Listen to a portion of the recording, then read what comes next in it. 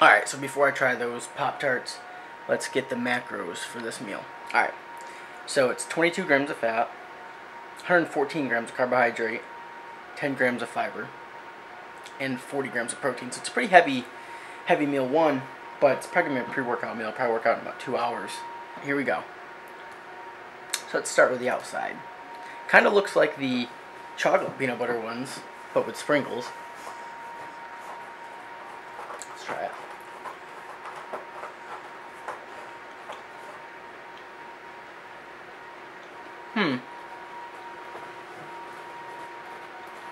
Definitely a unique flavor. Need a second bite to really decide.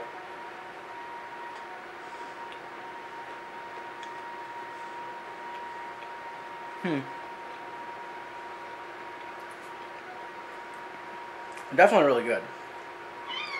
But I think we knew they'd be really good in the Pop-Tarts.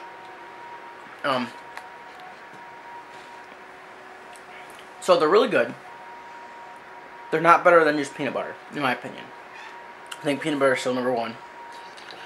However, I do think they might be better than the chocolate peanut butter. Yeah, I think they're in my top 5 actually now. I think peanut butter is number 1. Probably still the cookie dough number 2. These might be 3.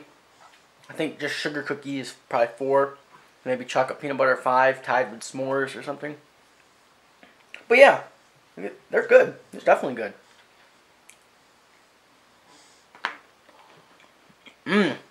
Unique strawberry peanut butter mixture. Well, I'm going to finish my breakfast and move on to meal 2. I'll see you guys then. Alright, so I didn't go to the gym after meal 1, so I had to have meal 2 before hitting the gym, and it was some Reese's ice cream. This shit is awesome. This is a really good ice cream. It's chocolate and peanut butter. What can go wrong there? And the macros, surprisingly, are not that bad. 6 grams of fat, 19 grams of carbohydrate, and then 3 grams of protein, 140 calories, and 59 grams. I mean, it's not much, but I just had 1 serving. Normally, if I'm going to eat this, I'll eat like 2.5 servings of it, and still not that much. And then I'm going to have a Cliff Builder bar as well to go with this meal. Then I'm probably, I kept it really light because I'm probably going to be going to the gym within like 45 minutes. I'm probably going to make some coffee. And then head off to the gym. My macros so far: 37 grams of fat, 162 grams of carbohydrate, 63 grams of protein. So this isn't even really a meal. This is kind of just a snack. I was hungry, and it's been like 4 hours since I've had breakfast, so I needed a little something before I hit the gym. Alright, I'll be back after the gym. Alright, so we're back with dinner. That's what we got. Having salmon tonight. Wild caught salmon. Lots of mac and cheese. Nice green mix. Green blend with the Olive Garden Italian dressing, which is my favorite, but I found the light version. And honestly, it tastes just as good. And the macros on it are insane. It's only 2 grams of fat, 2 grams of carbs for 2 tablespoons. That's a lot, and that's a lot of dressing. So there's barely anything in this. And this dressing, it tastes exactly like the regular version, the non-light. We went through a lot of it. Holy shit! I just bought it. I got a lot in my bowl, but I'm gonna fill up my bowl with greens again. But yeah, it's really good, and it makes you really want to eat some greens. Anyway, so I have a nice gym story for you guys, a quick little gym story.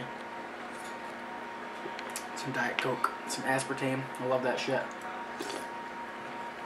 So last time you guys saw me, I was having my Cliff Bar. I made some coffee. I was sitting there at my desk doing some work, drinking some coffee. Got around for the gym. I was really pumped up. Wrote down my workout plan. I was really psyched for the gym day. Drive my 15-20 minutes to the gym. Still all pumped up. Sent out a tweet. What was my tweet? Something about about to get your workout in. About to get my workout in. I was all pumped up. It's like 4:02. Step out of the car. start walking towards the gym, and a bunch of people are coming out. But they have a lot of classes at this gym, so I'm like, oh man, a class must just got over. And then one of the kids that works there, as he's coming out, he's like, oh man, you're going to be mad. And I'm like, oh, this isn't going to be good. And I'm like, what? He's like, oh, we closed at 4 today because it's a Christmas party. And I'm like, you got to be shitting me. You got to be shitting me. So long story short, I didn't even work out today. Today's rest day because I got thinking, I'm like, there was nowhere else really for me to go.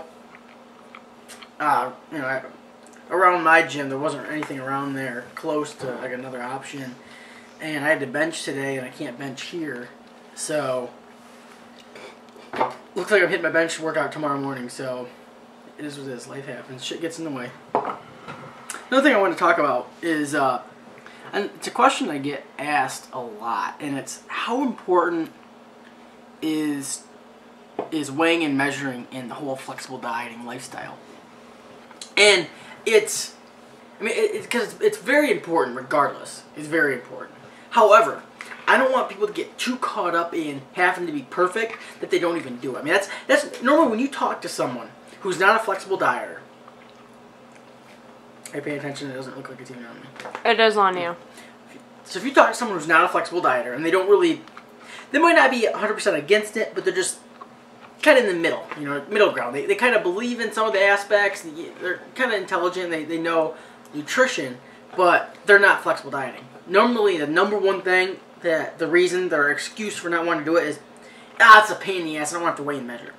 I don't want to track everything. It's too much of a pain in the ass. And the tracking side of it really is, I mean, obviously, tracking stuff on MyFitnessPal takes you probably 5 minutes out of your day. So if you don't, if you use the excuse, you don't want to actually track your food, you are just lazy as fuck. It takes 5 minutes to get your nutrition right. 5 minutes. I think you can invest 5 minutes of your time to get your nutrition on point. But the whole weighing and measuring thing, that's another kind of boils into that excuse. And here's what I normally tell people.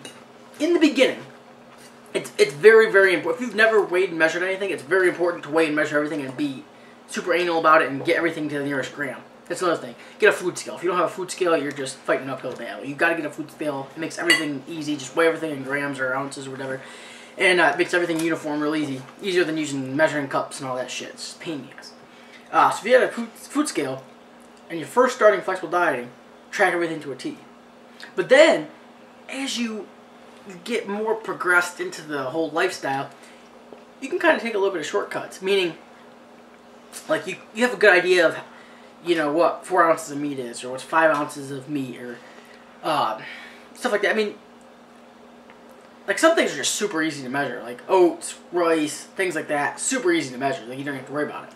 So you might as well just do it. But other things that are a little bit more difficult, it's you can kind of eyeball some shit and not get super stressed out about it. Another thing is like going out to eat. People that kind of blows people's minds is how you can go out to eat and still track your macros. But almost every restaurant, every chain restaurant for sure, big time restaurant, if there's more than one of them, chances are their stuff fits right. You can type your meal that you ordered at your restaurant into MyFitnessPal and it's gonna come up. And people are like, well, how do you know if that's right? Just a lot of the times, it's probably not going to be 100% correct, obviously, but just take the rest. Just hope the restaurant's correct. I mean, unless you're the last couple weeks from a contest prep, do you really need to be that anal about it? Just assume it's correct and just go on with your day. But if you go to like a mom and pop place and it's not necessarily like a into MyFitnessPal, it's not a chain. Like if we go someplace where I get like chicken wings or something, I'll just use Buffalo Wild Wings. It works well. So. Oh. Is there anything else I was gonna say? No, I don't think so. Oh, my macros.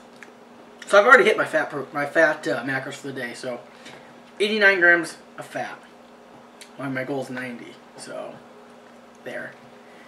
260 grams of carbohydrate, so I need like an ass load more, and then 126 grams of protein. So I need a bunch of protein and carbs left. So chances are I'm going to be having a protein shake with some carbs tonight. All right. All right, guys. I'm going to eat.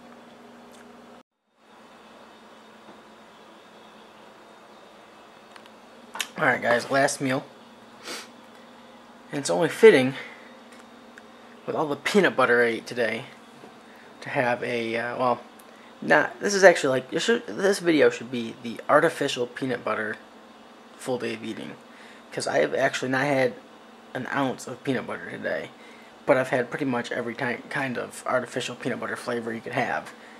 Peanut butter Pop-Tarts. I'm gonna have peanut butter protein, peanut butter cereal, peanut butter ice cream. What else peanut butter did I have today? You know, Kat? What else did I have? Anyway, last meal, having 2 servings of the new Jif cereal. Now, this stuff I really like. I know some people, it was kind of hit or miss. I threw it up on Instagram. Some people liked it, some people didn't like it. I like it. I actually like it better than Reese's. Now, I don't want to go right out and say that it's automatically ahead of Reese's cereal. I think partly why I like it is just because it's different. It's like a different texture, different flavor. It's just something new type of peanut butter cereal for me. So I mean, after the newness wears off, I probably will rank it probably right in line with Reese's. But if you guys haven't tried it, I suggest giving it a try. You might like it. I mean, like I said, it was hit or miss. Some people liked it, some people didn't. But I liked it. Of course, you got MTS Whey, scoop and a half of that, 2 servings of that. There's that. Ooh. Cereal. Then I'm just gonna have a banana, just to round off my carbs for the day. A little bit off on my macros, but that's alright. All in all, came out to 98 grams of fat, so a little bit over my fat. 354 grams of carbohydrates, so a little bit under on my carbs, which is alright. And then 186 grams of protein, which is on point, for right around 3,000 calories, which is about where my macros are. My macros are at 3,000 calories now, so it's pretty simple. I mean, on days that your fat gets a little higher, just take out some carbs, and as long as you're hitting your protein, you're gonna be all right. I mean, that's just how it goes. Not every day is gonna be 100% on point, 100% accurate. And I think, like I said earlier, sometimes when people try to get too perfect with this, it stops being flexible. It stops being a flexible diet. I mean, that's why we do this. Is so when life gets in the way, we can still stay on track. Nothing's really, special about it. It's just you do the best you can. Today was a good day. I'm really hungry right now too, which is good. Sometimes just, I still have a lot of, I think everybody has this problem on occasion. Maybe not everybody, but I certainly do. I get in a rut where it's just hard to finish my macros because I'm not hungry, especially on days I don't train. Which I meant to train today, but I didn't train today because the damn gym was closed. But alright guys, I actually did a full day. It's been a while since I did a full day. I've been doing like partial days, which is, I don't know, it is what it is. You guys still like the video, so alright, till next time guys, peace.